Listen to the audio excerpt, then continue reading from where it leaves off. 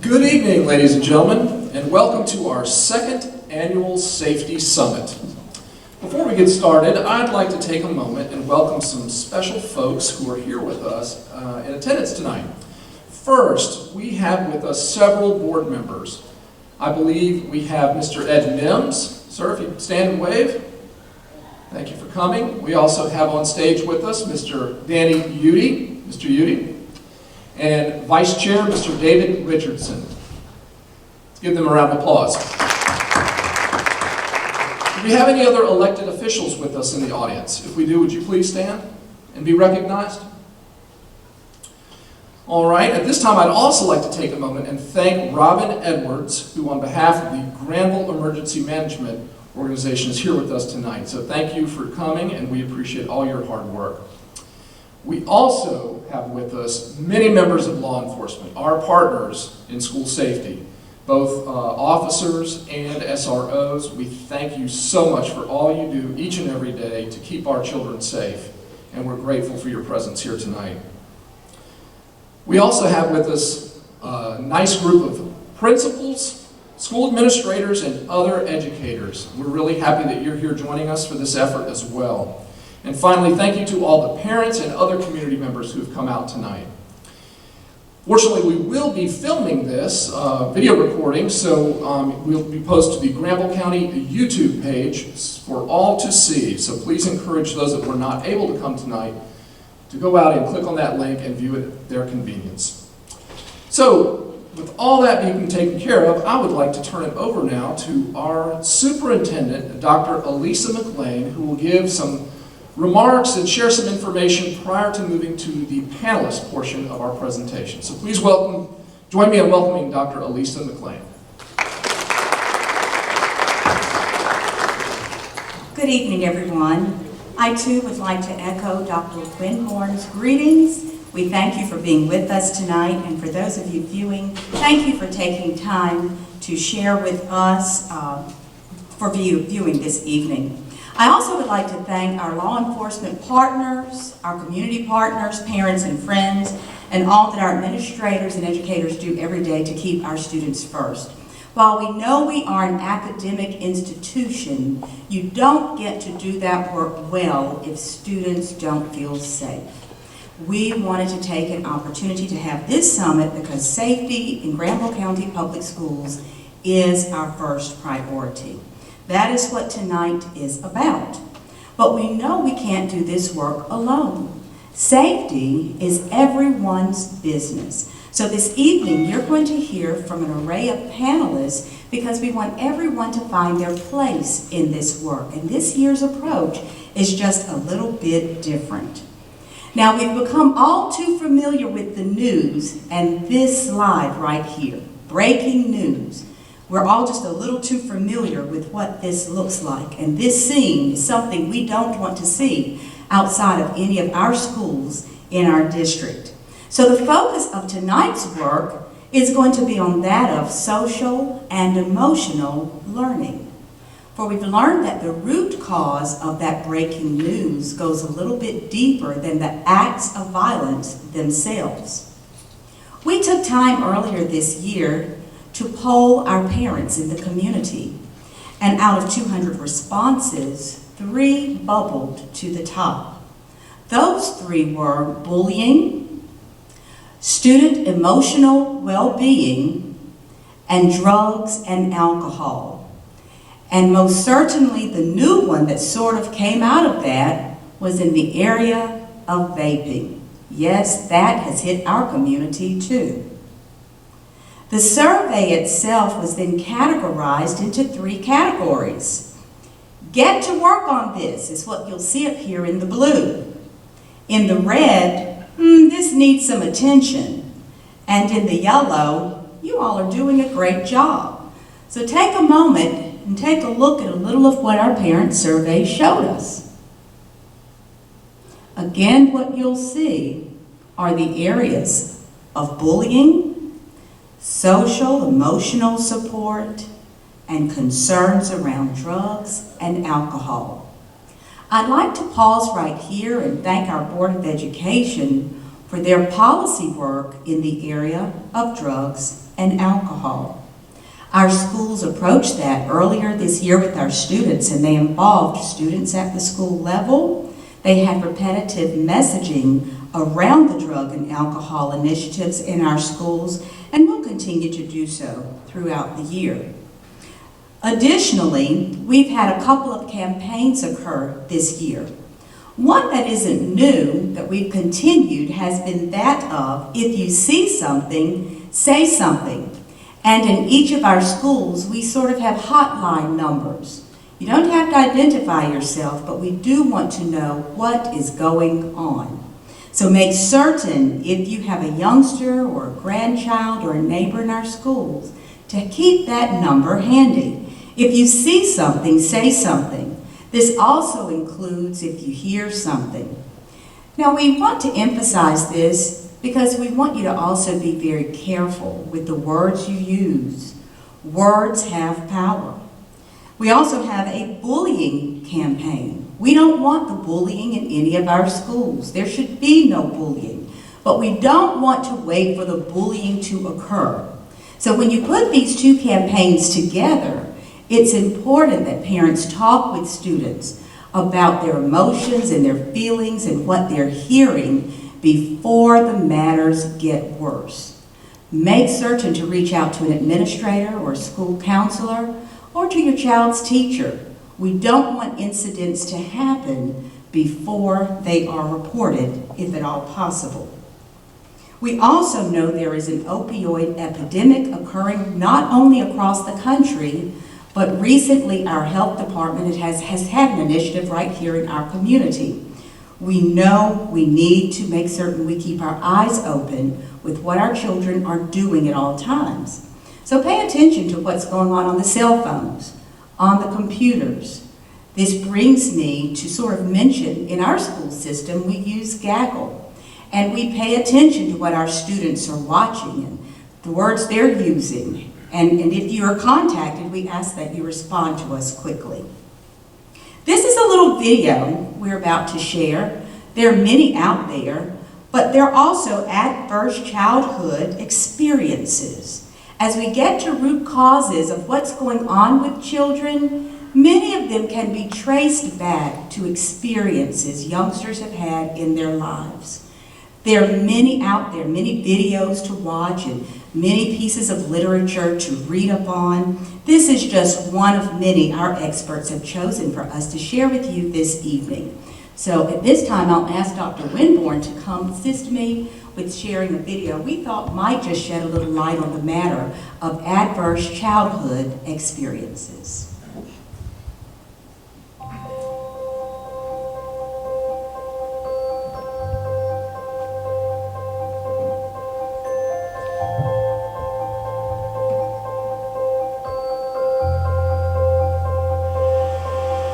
My father passed away when I was 8 years old, and that was really hard. And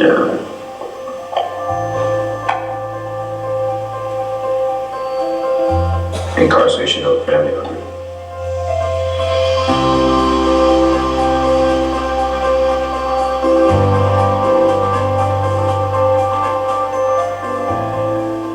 I went through 6 years of abuse, ages 0 through 6.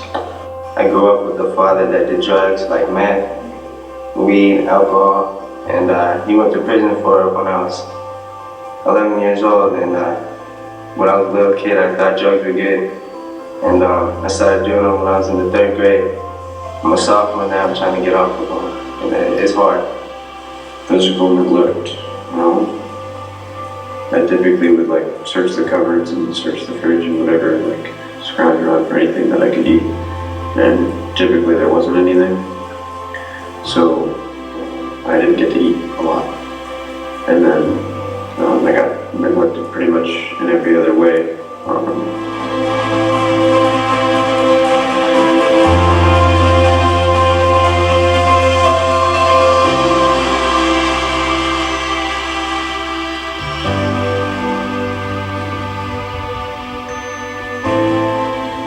Resilience, credits, hope.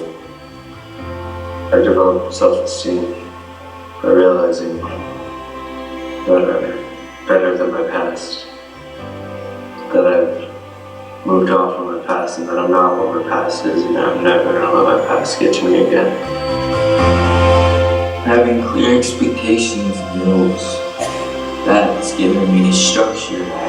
It's giving me the knowledge of right and wrong, because there are some things that like I had a feeling were right and wrong, but I was never really taught about it. Learning responsibility helps me because one of my responsibilities here is working with horses, and I get to go out and trim horses' feet and ride horses, brush them, and keep my mind on that instead of things like drugs and just things that aren't good and things that benefit me and are good for me. Also, learning responsibility, it helps me take actions for my school, and now I'm gonna catch up and graduate. Being able to witness success, is, I feel like it's a beautiful thing for a person. It just shows that you work hard, and your work ethic got you to where you wanted to be. It kind of shows a lot of potential that you have in that certain thing that you want to be successful at. I model appropriate behavior for myself and then for my future family, hopefully. Model it for myself more right now because I'm trying to break a cycle for abuse. I knew how to drop in to these guys that are not a drop in on the skate park, so I taught them how they fell on their butts a little bit and hit their heads like me. But I taught them how to do it, they did it, succeeded it, and yeah. It was fun, helping them out, helping me out. Made me feel good for myself, made me happy. I felt like a teacher. Well, I thought I couldn't count on anyone after that to take care of me, so I thought that I had to do it all myself. And then slowly reaching out and being able to kind of get help from other people, to trust other people, to let them in, to help you out. I realized that I could do that. And then, in turn, I was able to trust them enough to talk to them about the things that happened, and then, I was able to work through a lot of those problems. So that was a big one. It's a rough life. It's not something you want to do. I got kicked out of school. I went to jail. Now I'm in Jubilee. And it helps. You got some friends here helping me, helping them. So yeah, you gotta fail in order to succeed. So there'll be a lot of obstacles in life that you have to climb over. You fall and you just have to get back up pretty much. And eventually, if you just keep going down that path of being able to stand up for what you want to be successful at, eventually success will find you. So.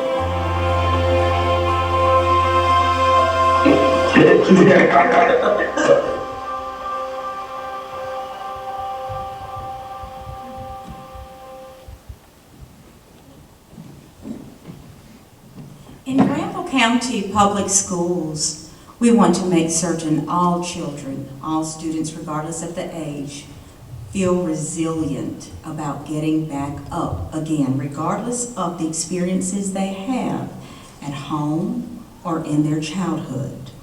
Our counselors have been and/or are going through training for resiliency, and we are pleased with that. We are excited about where we have been, but we want to make our best even better when it comes to taking care of the social and emotional needs of our children. This administration and board is committed to doing more for our children in this area. So we are working even harder to get more social workers, more therapists, and more psychologists in our community. Why? Because our babies are in need of these services in Granville County. What I can tell you we have, and we are pleased with, we're excited with the work of, is our safety task force. And if you're on the safety task force, will you please stand this evening? We have several members of the safety task force here tonight. Will you please stand? Just wave your hand. The task force consists of principals, law enforcement, parents. Thank you so much. Let's give them a round of applause. They're waving. I can see them. We thank you for being here. It is their work that even created tonight. This awareness session tonight is the result of that task force, and we're appreciative of those individuals. That concludes the first part of tonight's work. It was a lot of information. We want to dig even deeper, but at this time we have some expert panelists. I'll turn it back over to Dr. Winborn to introduce them to you. Again, we're most appreciative of all of you for being here. Thank you so very much. Dr. Winborn.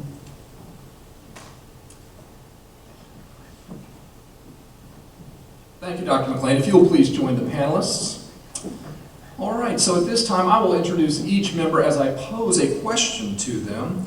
And we're going to start with our Vice Chair, Mr. David Richardson, who will sort of open things up, speaking on behalf of the Board of Education. And the question for you, Mr. Richardson, is, as the Vice Chair, you lead efforts to set policy for the school district.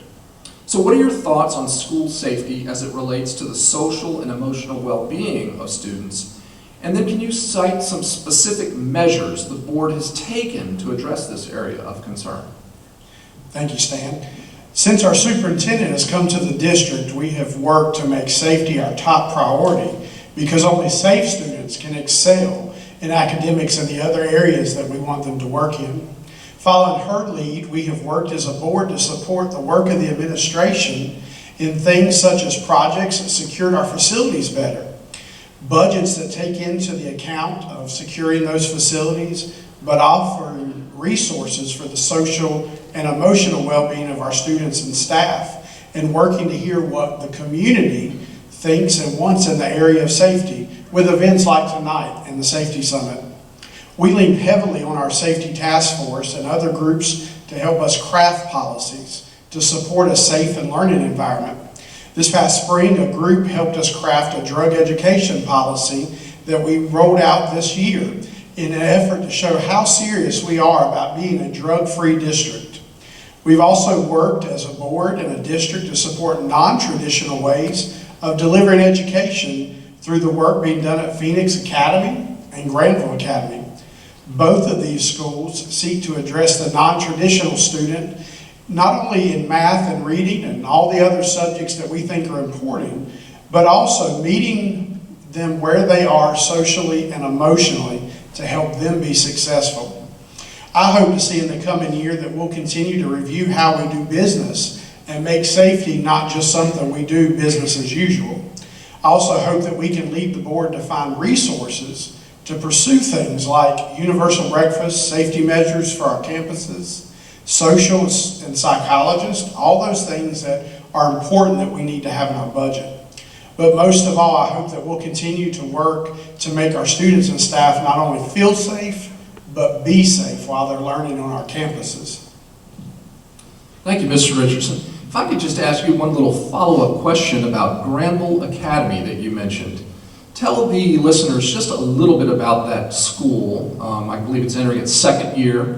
What can you tell us about that? So Granville Academy in its second year is an opportunity that blends not only traditional schools sitting in a seat, but also online learning. What we have found is it's very appealing to students who would not meet our traditional student profiles. Maybe someone who has to work for their family, or someone that has had some challenges in their life that prevent them to come in on campuses.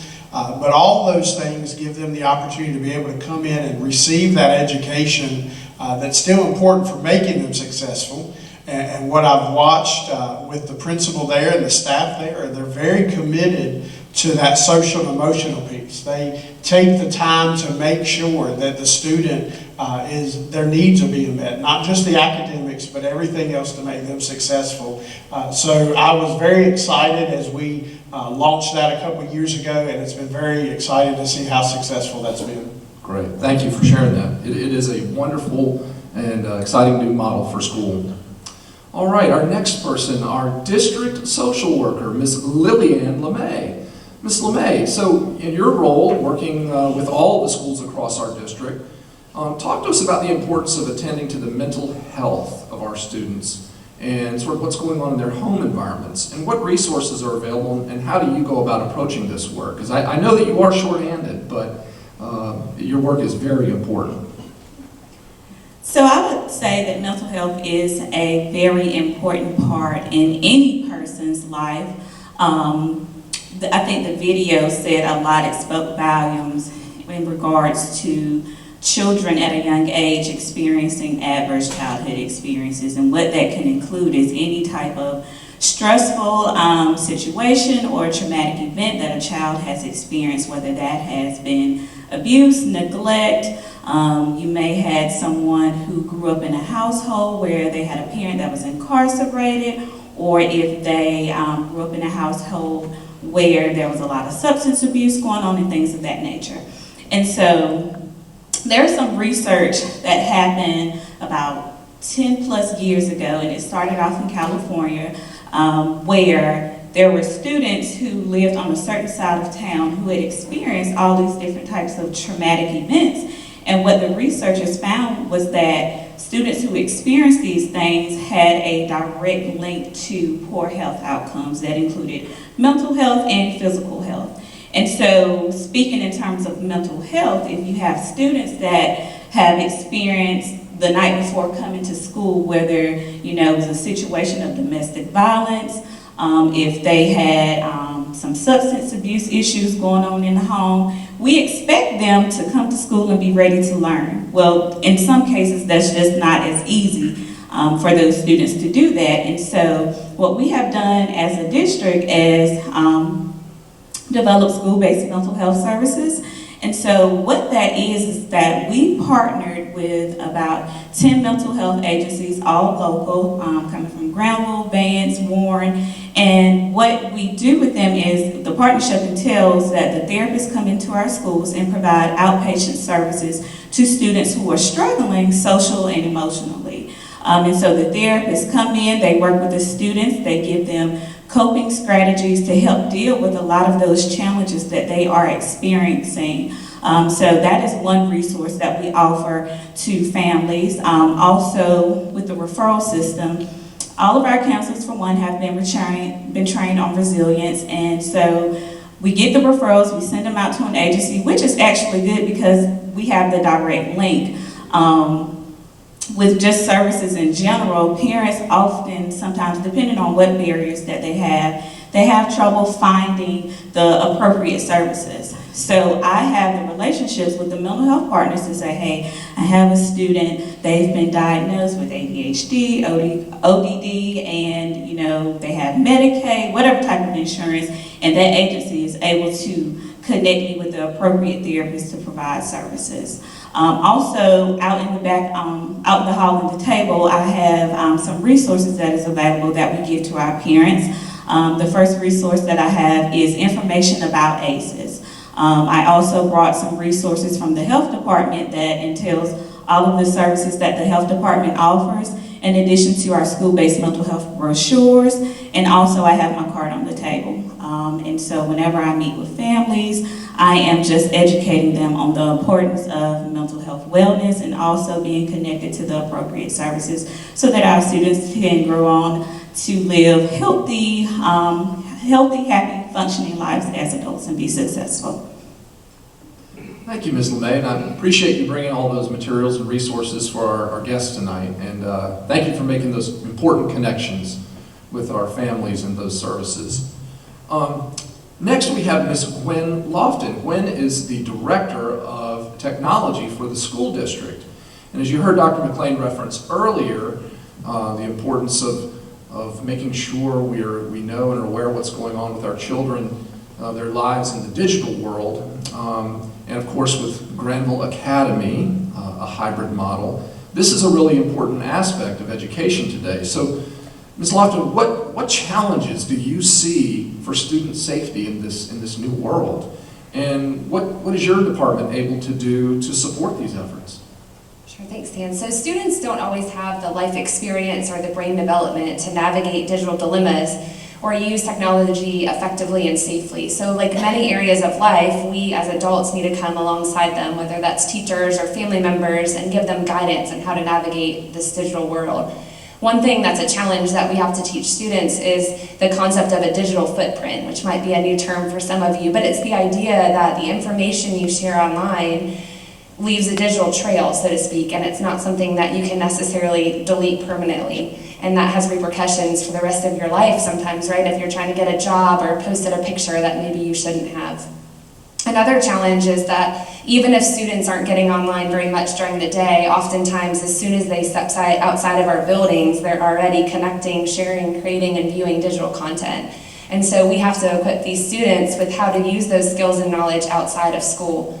And some specific areas that are challenges nowadays in the digital world would be things like cyberbullying or interacting with strangers online, or understanding that sometimes what people show online is not a true depiction of real life.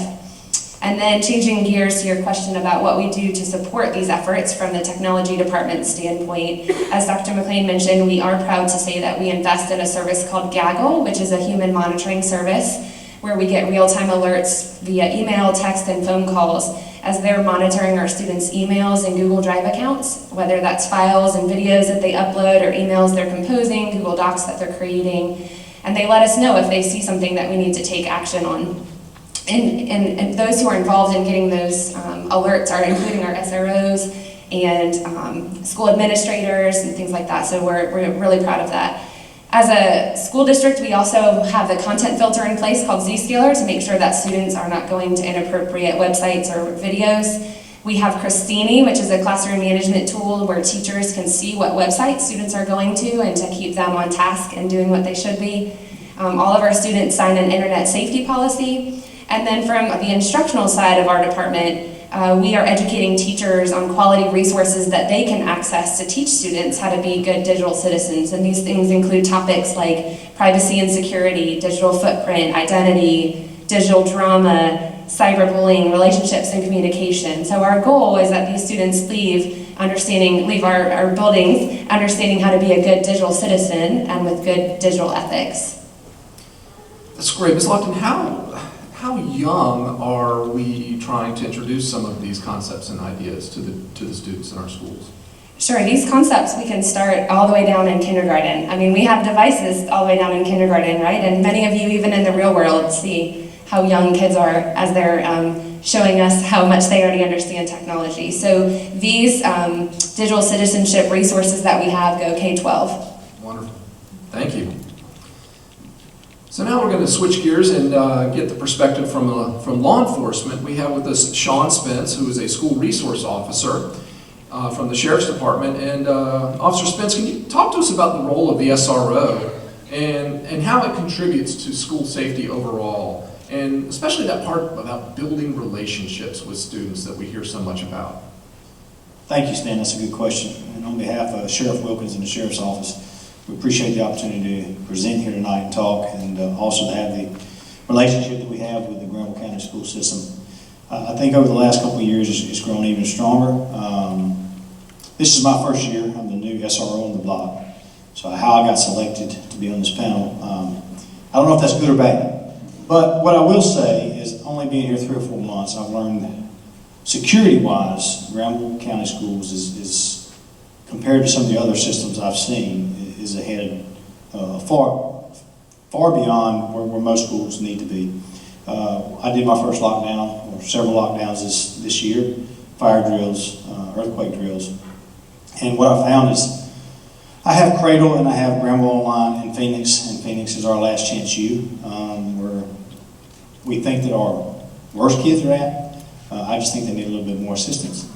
But I worked with 3 good principals. One's they wanted security. They were firm on their security measures. They followed what the board and what Dr. McLean and Stan sit down. Anytime we had input, they were always willing to listen. Many times that input's been implemented. So security, I think, for Granville County Schools is doing what. Not that we don't have stuff to improve on. I know that we have cameras coming in for individual schools. One of the things I was telling Mr. Winborn about is a couple of weeks ago, our metal detector went down or started going on the fritz, and it's about 5 years old. It's got dust all over it. I don't think anybody's cleaned it since it was put in. But it started going down, and I started trying to figure out, okay, how do we fix it? So talking to the rep at the company, they said, look, you need new batteries. I said, how much are these batteries? And they're $140. So the only thing I've heard since I've got here, you know, Granville County Schools, you know, money, money, money, you know, we don't need to spend it if we don't have to. So I reached out to Stan, and I reached out to Miss Henderson, and I said, look, you know, we're Phoenix, and, you know, some kids that other schools don't want, we have, so we need these batteries if we can get them. And I thought it would be an act of Congress to try to get it. But within 2 days, I had an email back from Stan, and then a day later, I had one from Miss Henderson, and she said, give me the price, give me who I need to contact, and we just put them in today. But what I will say is the security portion for me, going into being an SRO, I thought was just patrolling the halls, walking through the parking lots, checking the doors. But to me, it's much more than that. To say you're a teacher is more than just standing in the classroom and giving a presentation. One of the kids on the video said, talked about being hungry.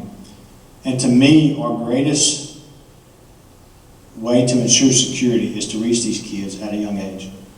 I've been in law enforcement for almost 20 years. For the majority of my career, I've chased criminals, gangbangers, made big federal cases, guns, drugs.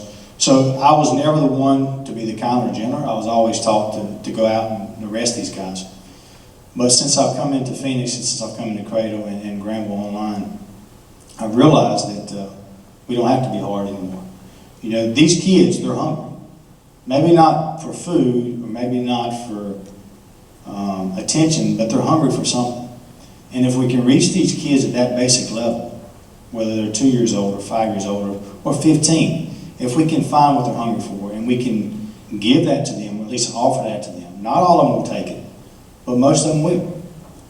But if we can reach them at those levels, then the security issues by far will dissipate. Will it ever happen in Granville County? I can't tell you. Could it happen in Granville County? Yes. And we need to have the mindset that it can happen here. And then if it does happen here, we're as best prepared as we can be.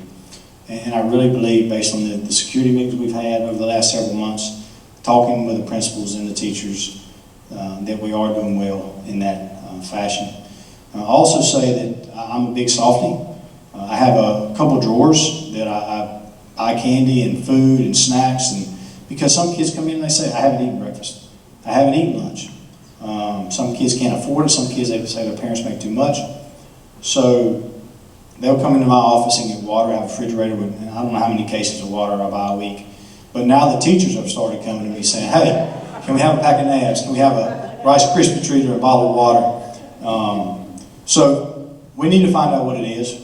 They don't need to always see us as an adversary. And unfortunately, most of them do see us as an adversary, as a cop, as a badge.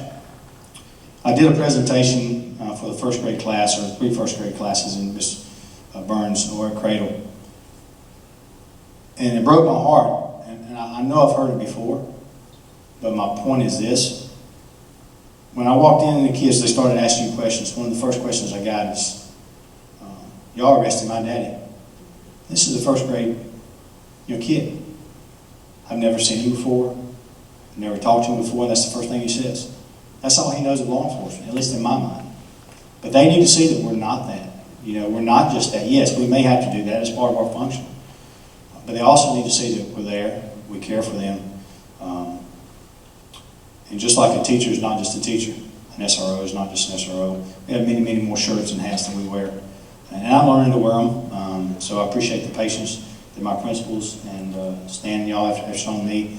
And again, thank you for the opportunity to speak, and thank you for everything you do for Granville County Schools and the kids.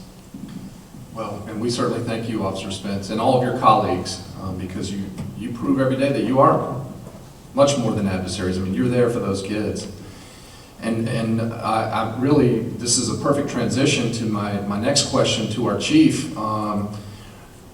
We are in South Granville High School in the heart of Creedmoor, and Chief King is, of course, in charge of the police force, and his officers and office are responsible for the SROs in this school in Creedmoor Elementary.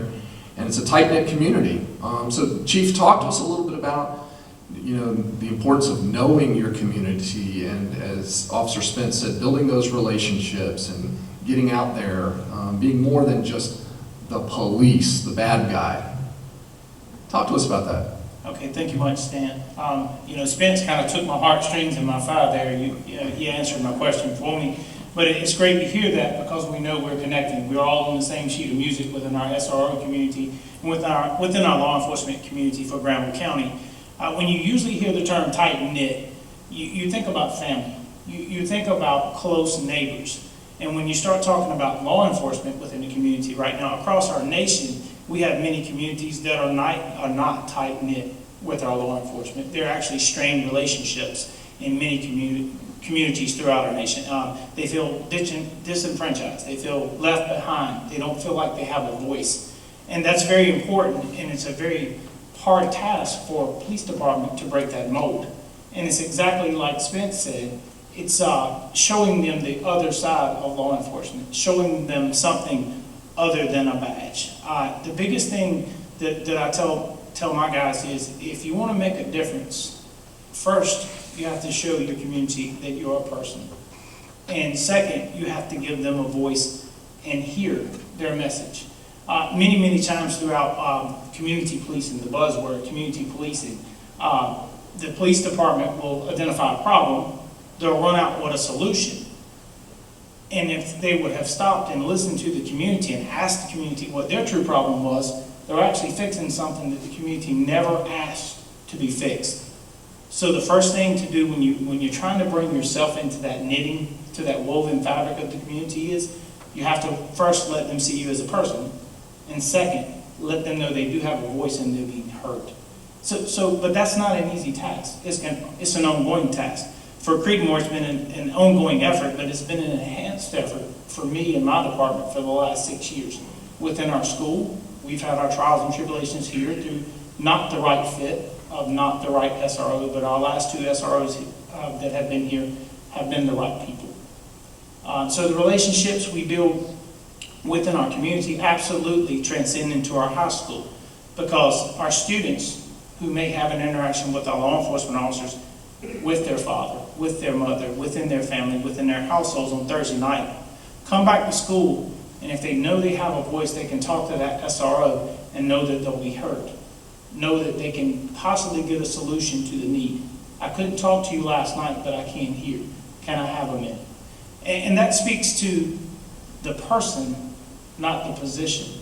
And when I talk about my RSO here, how it transcends to South Granville, I talk about a human being first, not the badge, not the position. I talk about a father. I talk about a coach. I talk about a friend who happens to be their officer. And those unique qualities that come with those attributes is what makes our SRO, Tony Wallace, very successful here, because he can relate to the parents who walk in, he can relate to the administrators that he deals with every day, and he absolutely can relate to the children that he needs to help every day. Obviously, the A to B law enforcement, as Spence pointed out, we know how to be police officers. We know if bad things happen, we know how to get from A to B very quickly. But we have to take that hat off and be more patient when we're dealing with people and problems. They have to be heard, and they have to know that there's trust and legitimacy in the conversation that we're having. So that's how it transcends from the community to the school. Thank you so much, Chief. Thank you. Next, this question is for Mr. Danny Udy. Mr. Udy is not only a board member, but he is also a former law enforcement officer and was an SRO here at South Granville High School back in the day. So, Mr. Udy, you know, with your dual perspectives, well, really, board member, former law enforcement, and being on the task force, talk to us about the importance of making sure that we have all these partnerships with all of these different organizations. Well, when you talk about partnerships, there's actually 3 areas. One is educational. It's important that we partner with Vance Granville Community College and other colleges and universities. This helps our children meet their educational needs that they may not get here in our school system.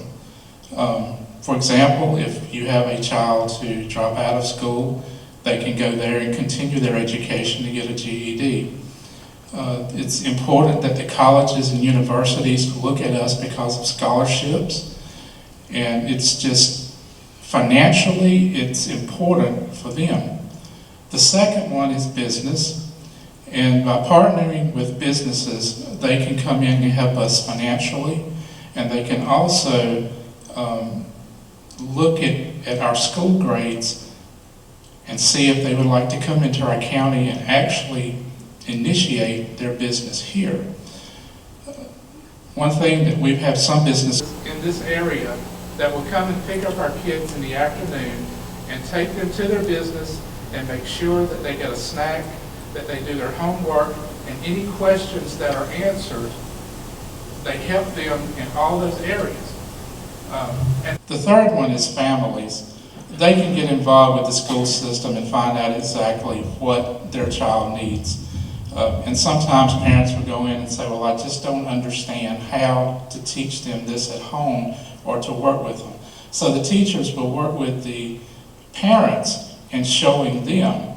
I'll give you a good example. When my daughter was in the 4th grade, she had a math problem, and I showed her how to do it, but of course, I'd been out of school many, many years, and there was a new process. So she come home and she said, Dad, I missed every problem on the paper. I says, well, the answers were correct, but it was the process the teacher was looking at. So she sent home a notice saying that we have tutoring after class. And I go like, my daughter makes straight A's. Do you think she needs tutoring? And she said, no, it's for you. So they will do that.